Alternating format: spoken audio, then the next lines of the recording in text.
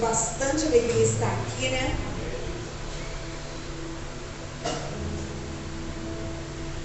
Para mim é motivo de bastante alegria estar aqui, conhecendo mais um rebanho do Senhor. Eu louvo a Deus que cada congregação que a gente passa, cada lugar que a gente vai, temos irmãos. Por isso que é bom servir Jesus, né? Aleluia. Por isso que é bom servir esse Deus. Temos irmãos em qualquer lugar que a gente vai. Eu louvo e glorifico a Deus por estar aqui nessa noite, conhecendo mais uns irmãos, mais umas irmãs, que vamos morar no céu juntos. Glória a Deus. E eu louvo ao Senhor nessa noite com esse hino. E eu creio, irmãos, que às vezes a gente pensa uma coisa, mas os planos de Deus é outra. Em casa, quando meu esposo falou para mim que o meu pastor tinha falado que era para a gente estar participando do culto aqui hoje, eu já pensei se Senhor, aquilo que eu vou louvar lá, se caso me der a oportunidade. Aí escolhi a minha Bíblia, falei assim, vou louvar o Senhor com esse hino. Cheguei aqui, cadê o hino? Mas Deus sabe de todas as coisas. Amém? Que às vezes, irmã, a gente pede as coisas para o Senhor, às vezes a gente ora, a gente busca, e Deus não faz na hora que a gente quer. Mas não é, irmãs, não é, irmão, no nosso momento. Não é na nossa hora, é na hora do Senhor. Porque na hora dele, ele faz, é perfeito, ele capricha, é grande. Quando o Senhor decide nos dar vitória, é tremendo. Continua orando, continua buscando, só um pouquinho mais.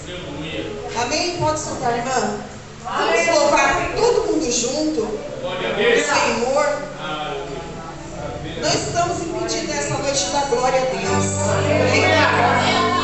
Oh, glória a Deus. Glória a Deus.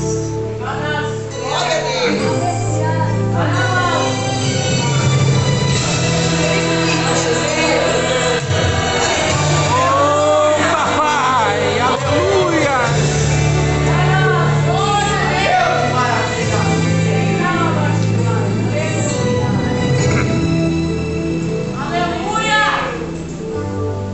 Você chorou, você pediu,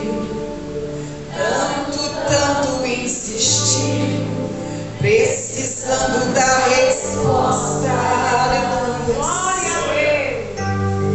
Já não faz nenhum sentido a vida que está vivendo, de fracasso e derrotas.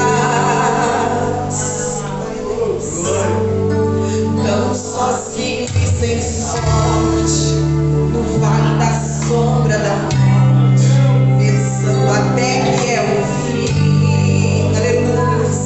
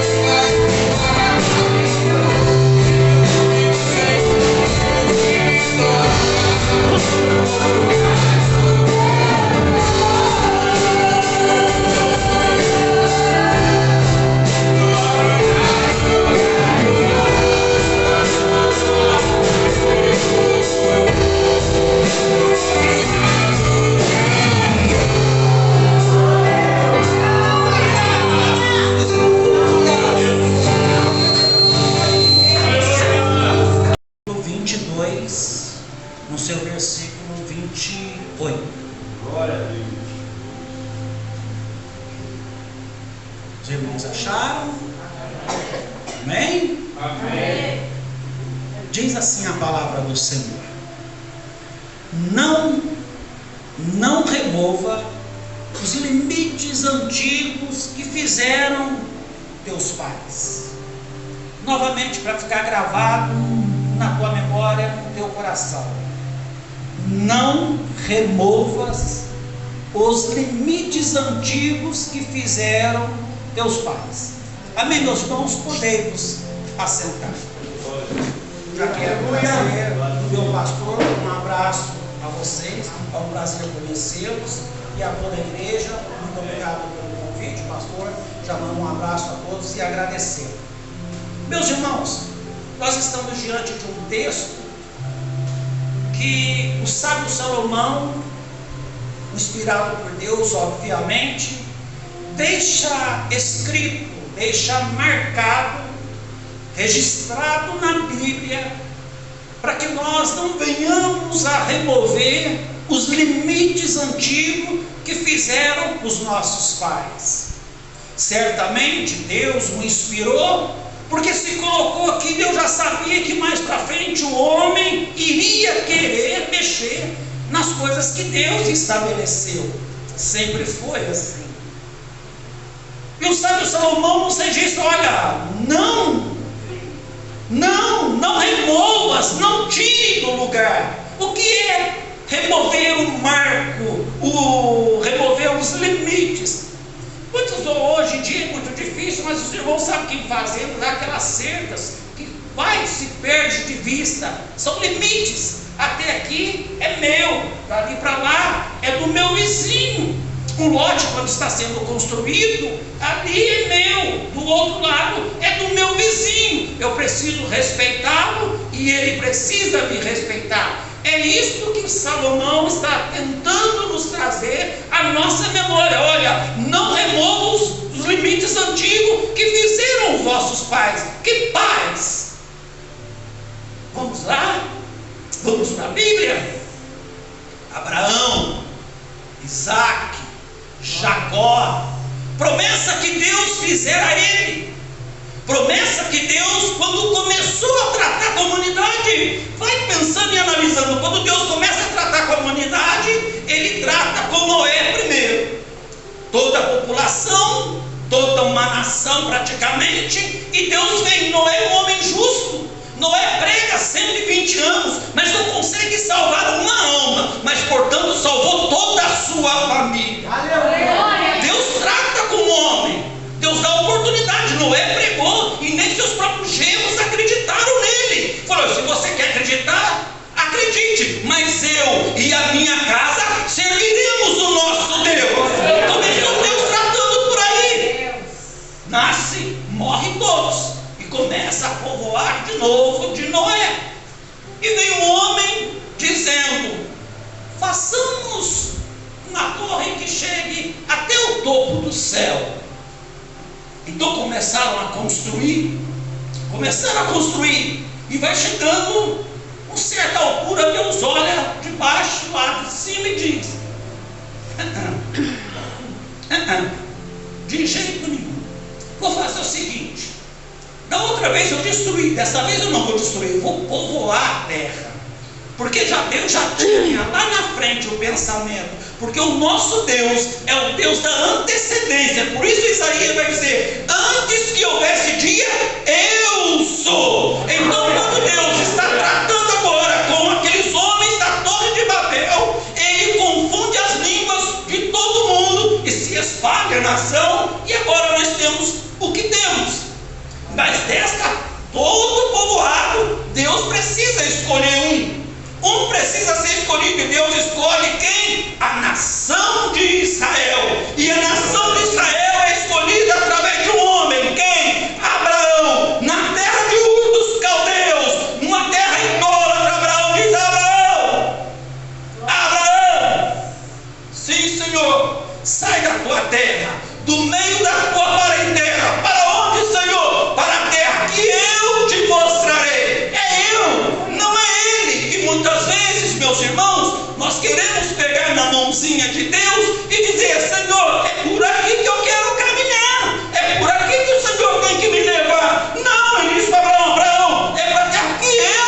te mostrar. Não é você. Só segue-me, Abraão. Só segue as minhas ordens. Só anda comigo e eu vou te mostrar. Aleluia. E por causa da promessa que Deus fez a Abraão, nós estamos aqui. Abraão, Isaac e Jacó. De Jacó nascem os 12 filhos e uma filha.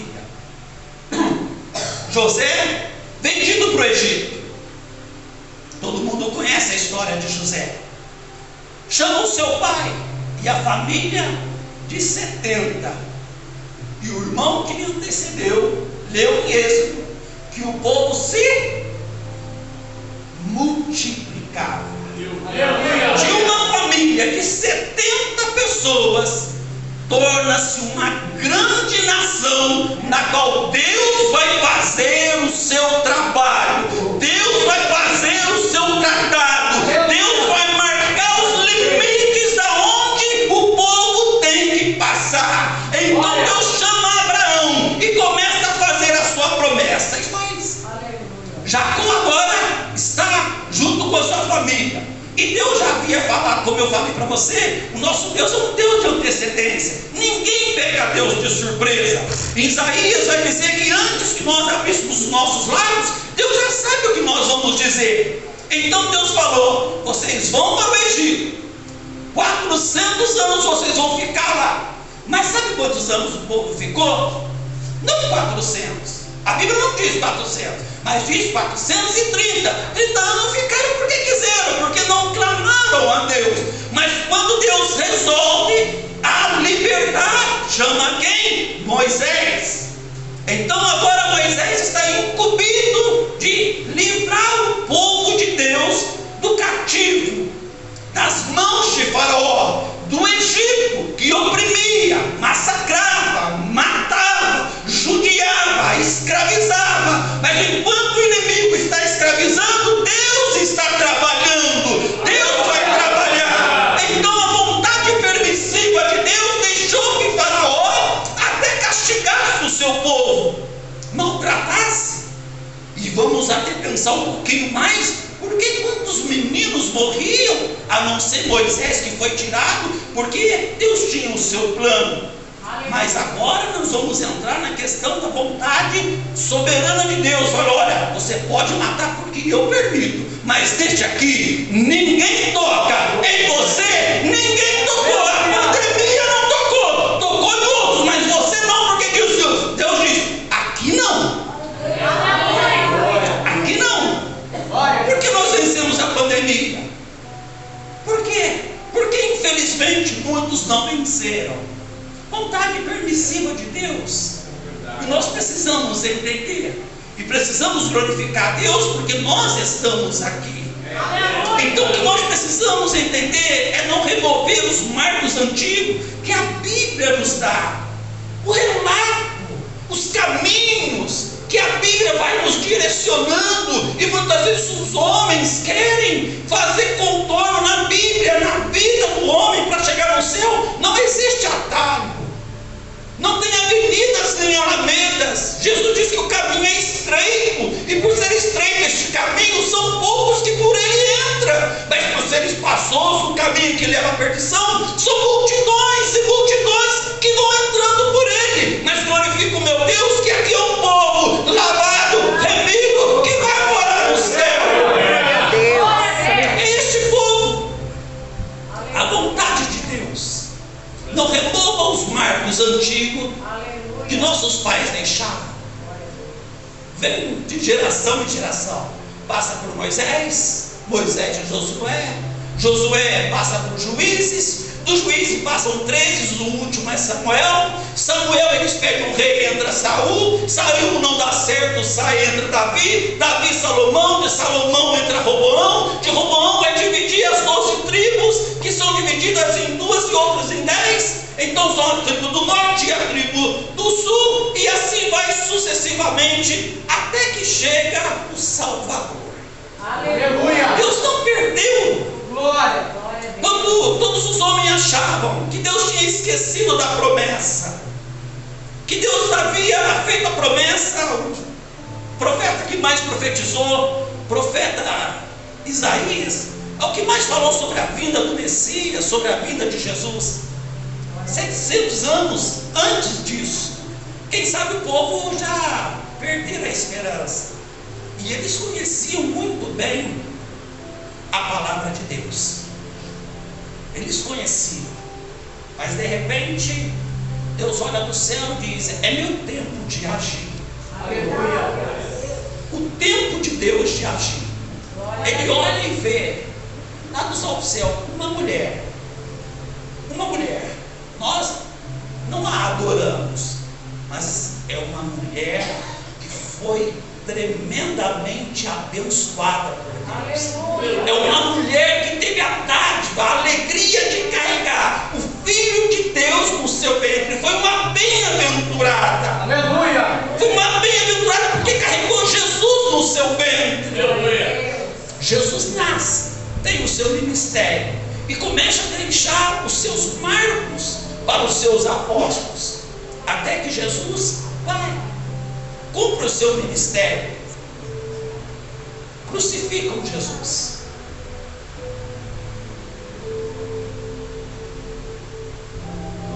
Sepultam Jesus. Voltam para casa, chorando. Sexta-feira triste. Eu gosto muito de conjecturar. Eu imagino uma sexta-feira triste, chuvosa, um tempo nublado.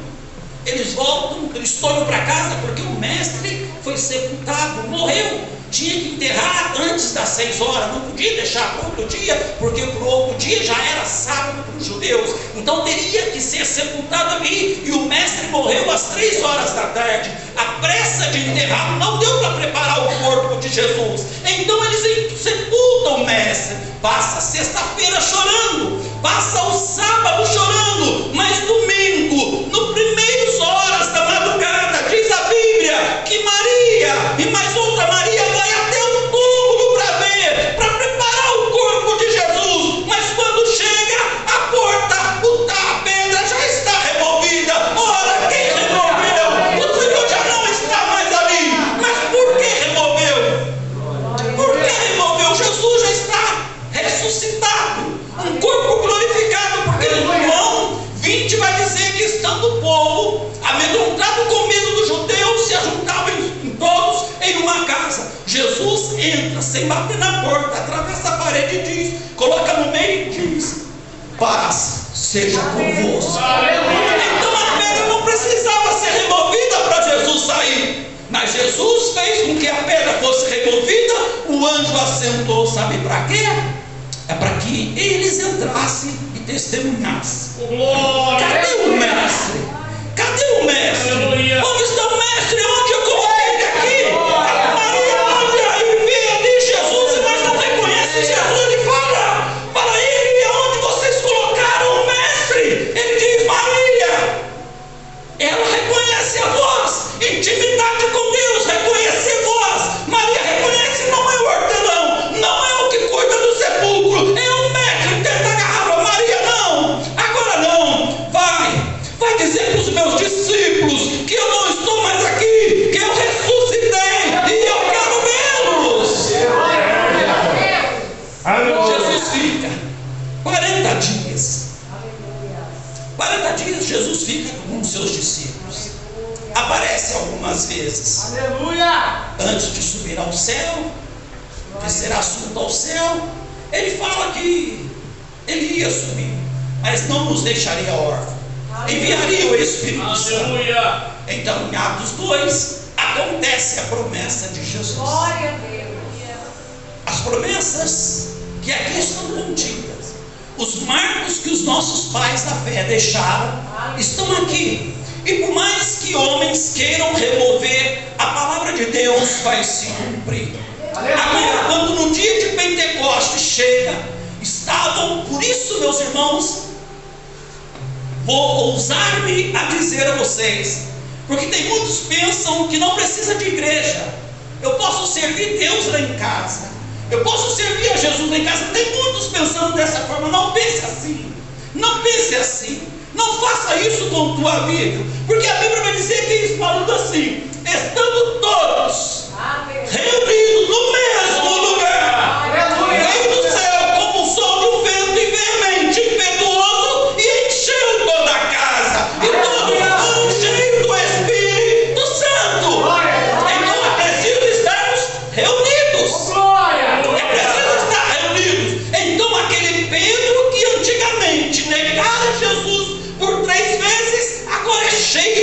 Espírito Santo. Aleluia. Agora Pedro está ousado, Pedro está eufórico, Pedro quer falar da mensagem de Deus, Pedro quer pregar aquele Jesus que ressuscitou, Pedro quer pregar, então ele começa a pregar desde Abraão até Jesus. Sabe quantos mil almas Pedro ganha em uma pregação? Quase 3.000 almas renderam. Eu imagino Pedro pregando, um homem eloquente, não de muitas palavras, uma palavra meio brusca, ele não tinha tanto afinidade comum, vamos dizer no nosso linguajar aqui, o português. O que me chama muito a atenção é que muitos pregadores se preocupam a maneira com que vai falar, e é bonito falar um português correto, é bonito sim, mas Deus não está preocupado se eu falo Jesus ou se eu falo Jesus, porque eu lembro que quando eu me converti lá no Washington Beleza, os irmãos que iam pregar falavam: o Jesus está aqui, e o poder de Deus caía, então Deus está aqui, então se fazia presente. Não remover marcos antigos, nós queremos enfeitar, falar bonito. E eu lembro daqueles irmãos simplesinhos: Jesus, abençoa a minha casa, e Jesus abençoava. Deus, abençoa esta irmã, e Deus abençoava. Irmãos, abre o livro de Êxodo, e Deus abençoava a mulher do fluxo de sangue, e Deus abençoava a mensagem. Não é, meus irmãos, o modo de falar, é a maneira com que nós conectamos com Deus, que Deus vai operar milagres em nosso meio. É a maneira que você está com Deus, que Deus vai falar no teu coração. Glória a Deus. Pedro prega. Só que quando ele prega, as pessoas se convertem. E quando se converte, o inimigo não fica feliz. Então, chega no capítulo 5, manda prender os apóstolos. A Bíblia não nos narra quantos ou quais apóstolos, mas no capítulo 5 vai dizer que eles prenderam os apóstolos. E sabe o que aconteceu? Quando eles estão presos, Deus lá do céu falou assim: está na hora de ele agir. Aleluia. Está na hora de eu entrar em ação. Está na hora de agora eu fazer a minha vontade. E diz a palavra do Senhor que Deus liberta aqueles homens da prisão, os apóstolos da prisão. Está em Atos capítulo 5. E ouvindo eles isso, entraram de manhã cedo no templo, ensinavam, chegando porém o sumo sacerdote e os que estavam com ele, convocaram o conselho e a todos os anciãos dos filhos de Israel, e enviaram servidores ao cárcere aonde eles estavam presos, para que lá os trouxesse. Ah, meus irmãos, quando o inimigo pensa que vai lá buscar aquele que está preso, ele já está ali perto e fazendo a obra de Deus, porque a palavra de Deus vai dizer assim: ele manda ir até o cárcere para que trouxesse eles estavam presos, mas já não sabia que o anjo já tinha ido e libertado os nossos irmãos. Mas tendo lá ido os servidores, não acharam. Opa, cadê Pedro? Cadê Tiago? Cadê João? Cadê Tomé? Não está aqui? Não, está lá fora pregando o meu evangelho, porque é eu quem mando, é eu que ordeno a bênção. Glória a Deus. Quando Deus vai na frente, o hino que foi cantado, Deus vai na frente, Aleluia. quebrando corrente, tirando os espinhos, Glória a Deus. o hino que foi cantado. Aleluia. Quando Deus reagir, quem que pode impedir? Ninguém.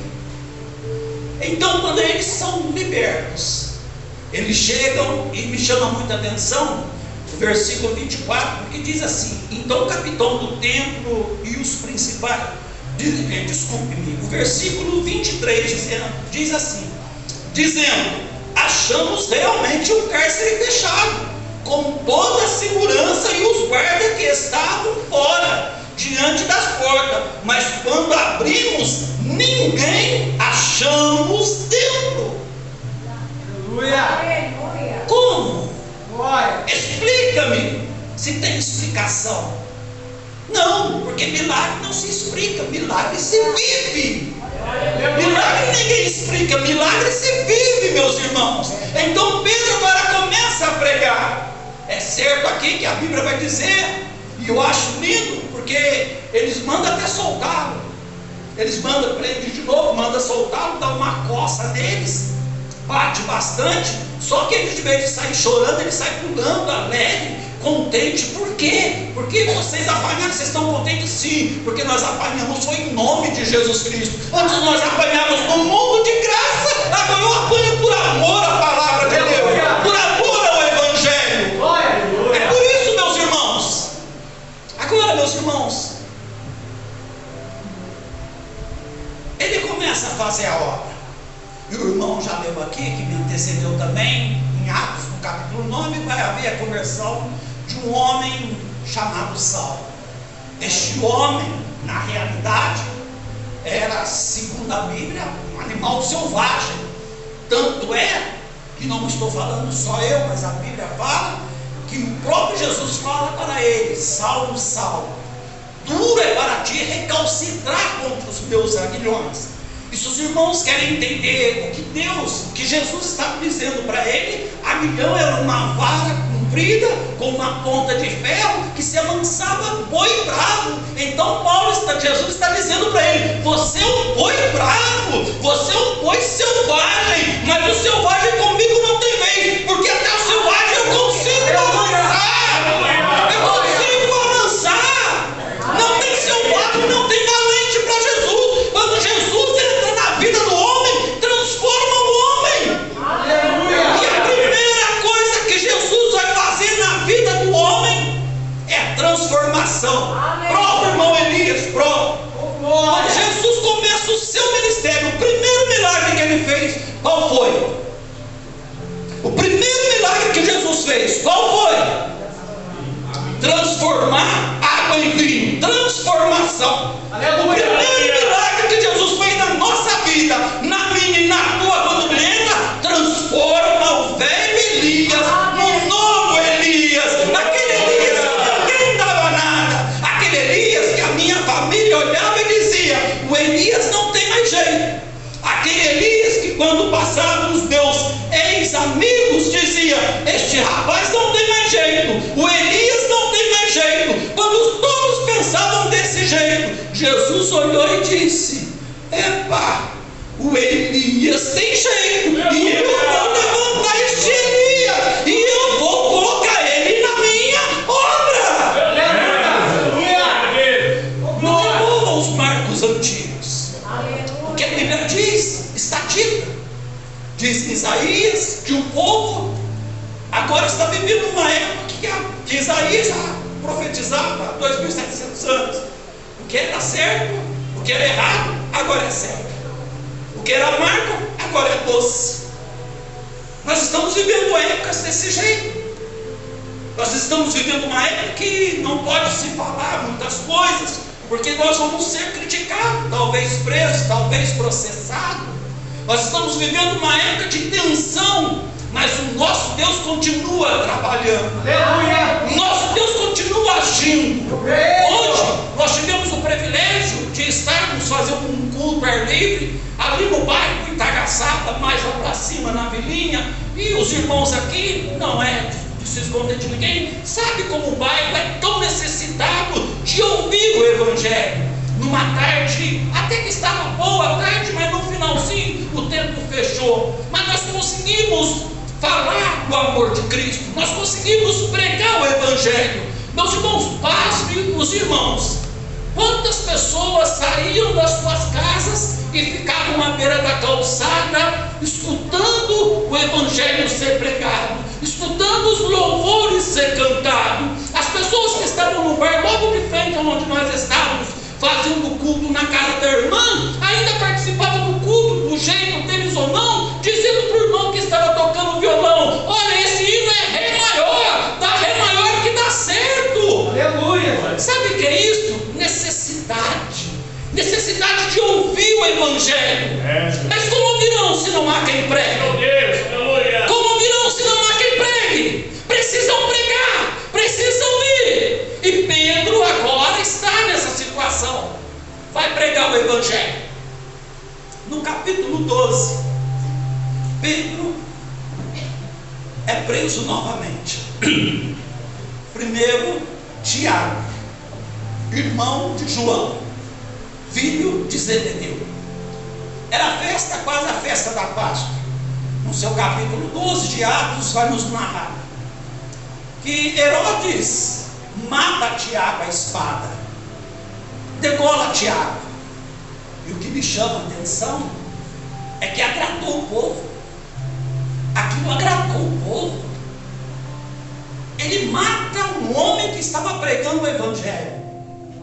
E o povo se agrada. Herodes olhou e viu: este povo se agrada. Este povo quer mais. Manda prender Pedro também. Já matei Tiago, agora manda prender Pedro. Prenderam Pedro. Herodes, no coração dele, diz: na festa da Páscoa eu vou matar Pedro também. Pensamento do homem, cogitação do homem. Agora e o pensamento de Deus? Vontade permissiva, Tiago morreu. Vontade de Deus, Pedro não. Aleluia. Grande Deus. Vontade absoluta de Deus. Vontade permissiva, pode matar Tiago. Vontade absoluta de Deus, Pedro não. Quando Herodes dá a festa da Páscoa, eu gosto muito de conjecturar, porque eu fico imaginando o povo que já viu Tiago sendo degolado, o povo se agradou. Dói o coração de pensar. Eu não gosto nem de ver nem bandido apanhando, quanto mais um homem inocente sendo degolado. Mas o ser humano é mau por si, meus irmãos. Nós somos maus por si. Se não é a graça de Deus, o Espírito Santo de Deus na nossa vida, nós não estaríamos aqui, não. Verdade. Nós não estaríamos aqui.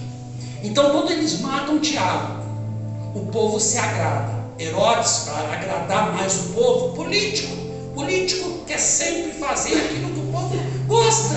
É político, meus irmãos. Então, pensa, manda prender a Pedro. Prender o Pedro. Pedrão, tu está preso. Tudo bem, vamos lá. Já fui preso outras vezes, o Senhor me livrou. Só que agora é diferente. Tiago, companheiro dele, está morto. Como você reagiria? Eu e o irmão somos presos, nós dois somos libertos. Agora eu e o irmão somos presos, eu sou morto. O irmão vai ficar tranquilo? Vai ficar, pastor? Vai ficar, irmã? Fica, igreja. Se toda a igreja que for presa, todo mundo sair, glória a Deus. Aleluia. Deus está trabalhando. Mas se toda a igreja for presa, 5, 4 morrer, como é que a gente faz? Hein? Aí a Bíblia vai dizer que prenderam Pedro, mas para segurança que Pedro iria morrer, coloca 4 quaternos. Sabe o que é isso? 16 soldados para prender um homem só. 16 soldados para prender um homem. Prenderam, colocaram na prisão. Herodes, naquela festa, chegou o dia. A Bíblia vai dizer que quando vai dar o dia, Deus entra em ação. Aleluia. O hino que foi cantado aqui, quando Deus fica em silêncio, é porque Ele está trabalhando. Aleluia. Quando Herodes mandou matar Tiago, Deus ficou em silêncio. Deus não falou nada. Deus não matou Herodes. Deus não matou nenhum deles. Não, Deus ficou em silêncio. Permissiva. Agora com Pedro é diferente. Quando Herodes pensa, vou matar Pedro, Deus diz lá do alto: anjo, solte Pedro. Aleluia. Solte Pedro. Glória a Jesus. E o anjo obedece. Vem Pedro, a confiança em Deus. E quero pensar que ele poderia dizer, como diz Paulo: olha, o viver para mim é Cristo e o morrer é ganho. Porque um homem que viu seu companheiro ser morto, está preso, está prestes a ser morto também, ele consegue dormir.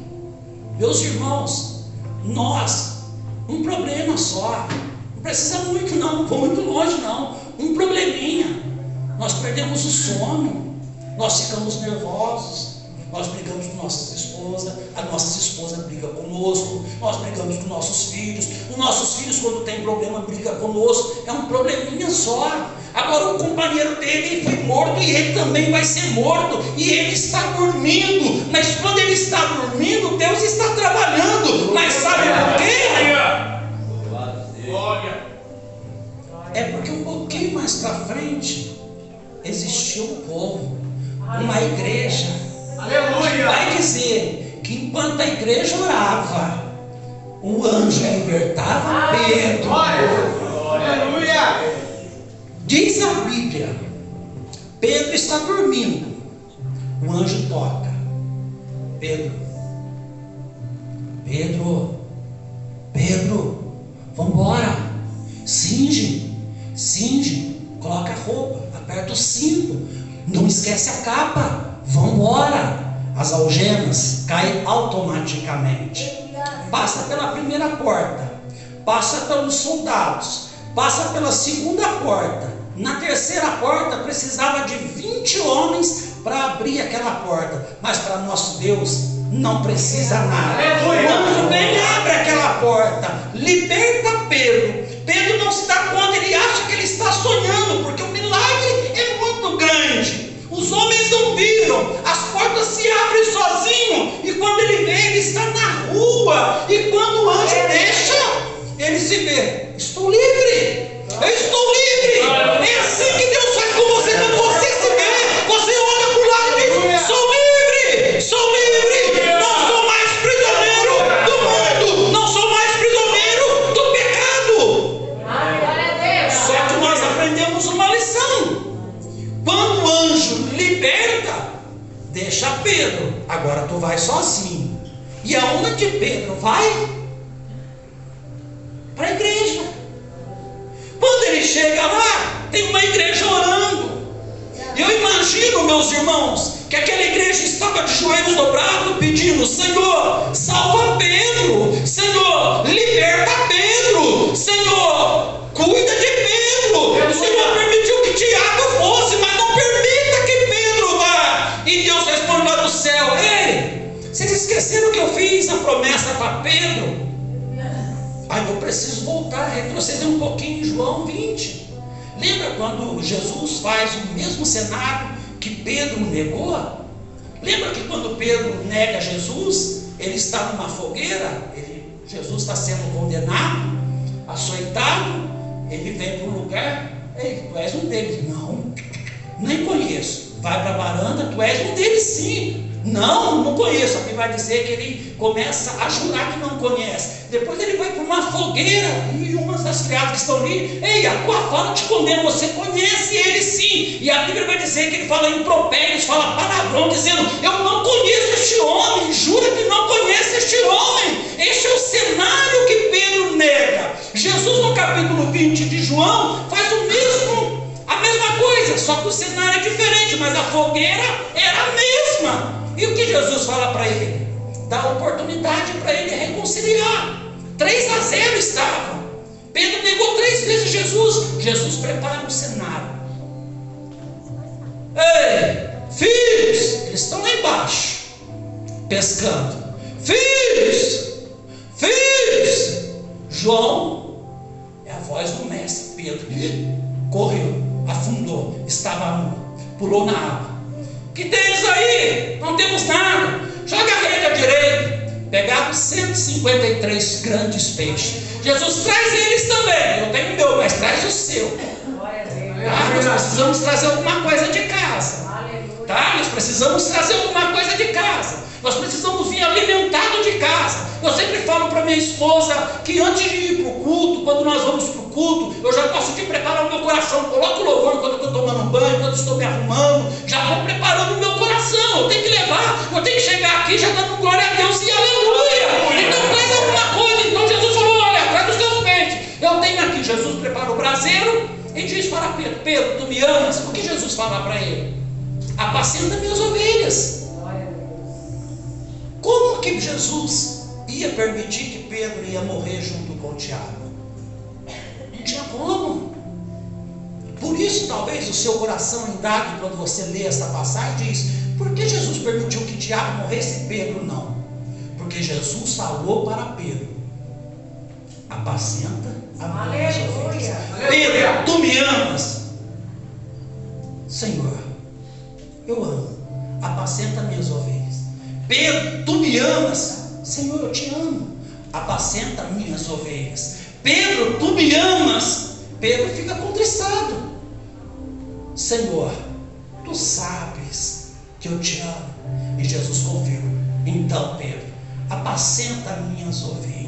Aleluia. E no capítulo 12, enquanto a igreja ora, Pedro é liberto. Enquanto a igreja ora, Deus trabalha. Enquanto a igreja ora, Deus faz algo em nosso favor. Deus faz algo em favor daqueles que estão aprisionados, que estão algemados, que estão vitimados pelo nosso adversário, que precisa de libertação, que precisa de cura, que precisa, meus irmãos, sair daquele quarto escuro, aqui dentro, preto, o coração já não consegue reagir, já não consegue ver mais brilho no sol. Deus precisa de homens que oram, de mulheres que oram, de igreja que ora, de igreja que busca por libertação do povo que está lá fora. Deus precisa de igreja que anuncia o Evangelho, mas também que viva o Evangelho. Eu não posso apenas chegar aqui e pregar o Evangelho para os irmãos.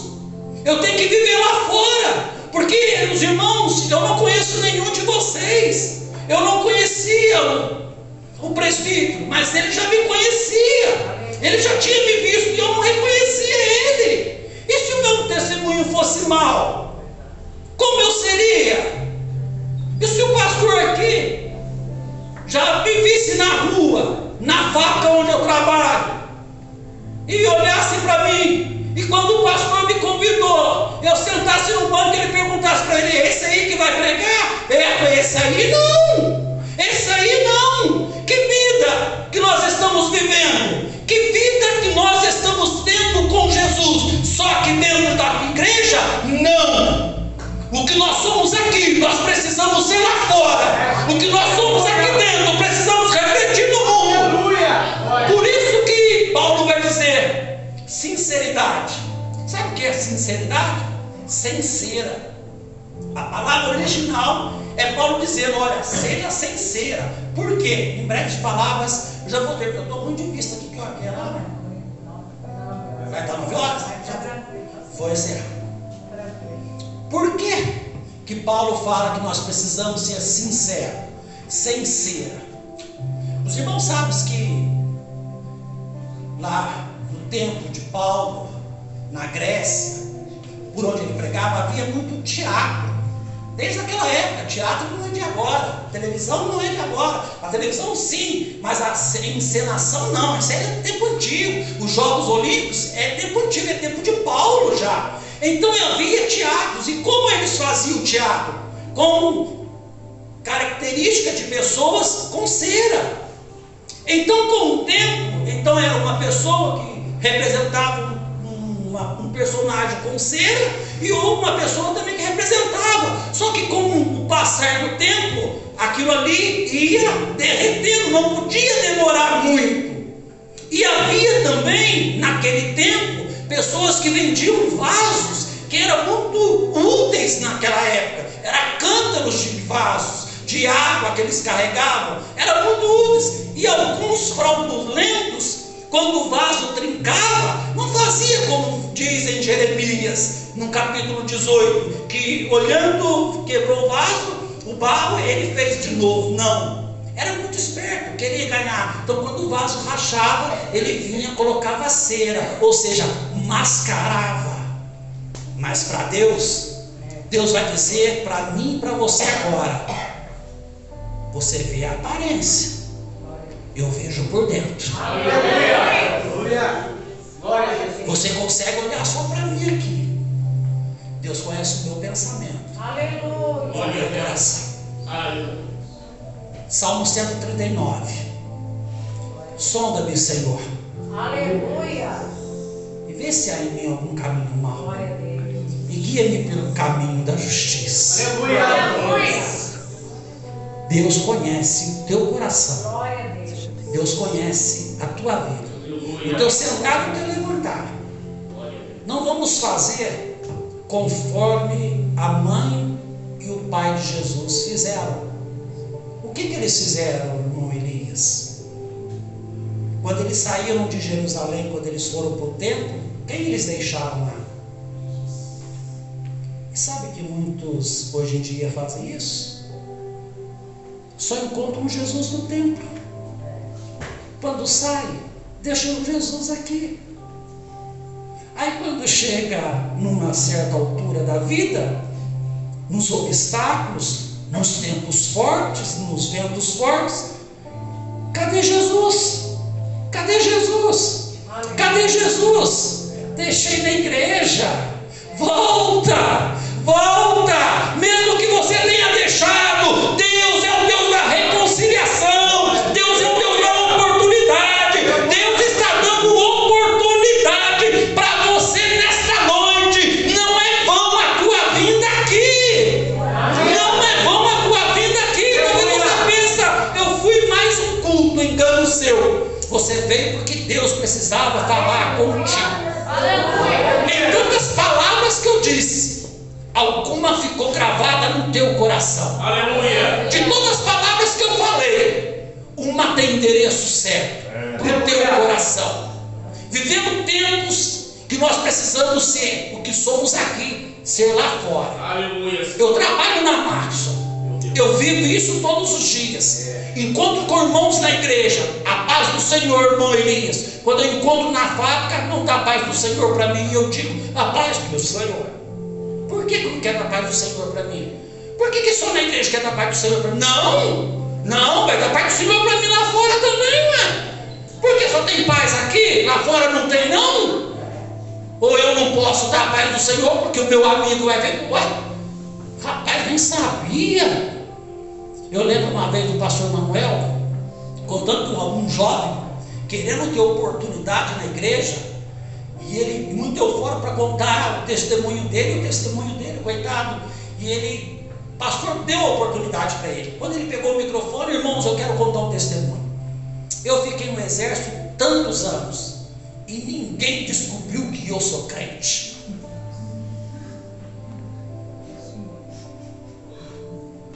E na escola, sabe que você é crente? No teu trabalho, sabe que você é crente? O vizinho sabe?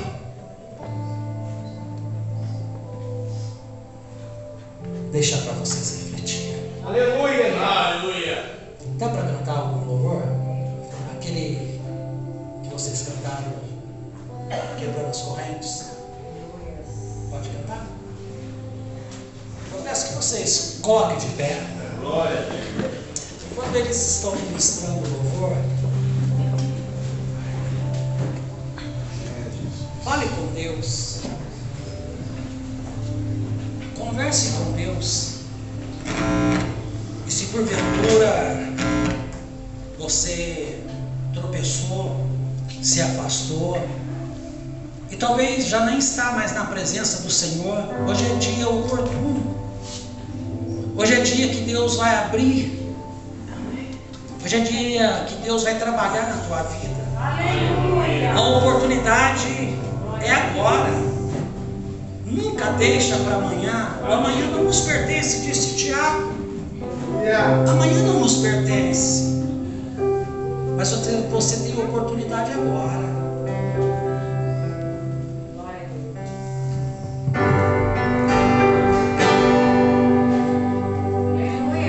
Deus não rejeita a oração. Então ora, Ele não rejeita. Oração é alimento. Ele te alimenta.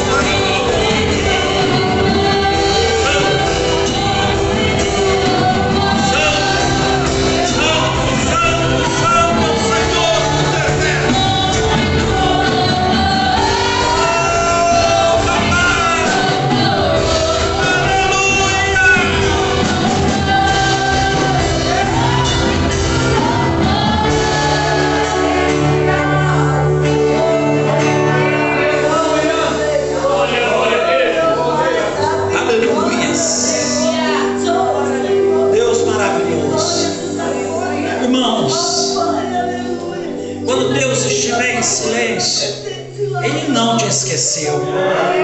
Ele está apenas trabalhando em seu favor. Eu não sei a tua dificuldade, quanto tempo você está passando por esta luta, mas eu quero dizer, eu quero profetizar na tua vida, eu quero abençoar a tua vida dizendo: a tua vitória vai chegar. A tua vitória está muito mais perto do que você imagina. O Deus que eu vos anunciei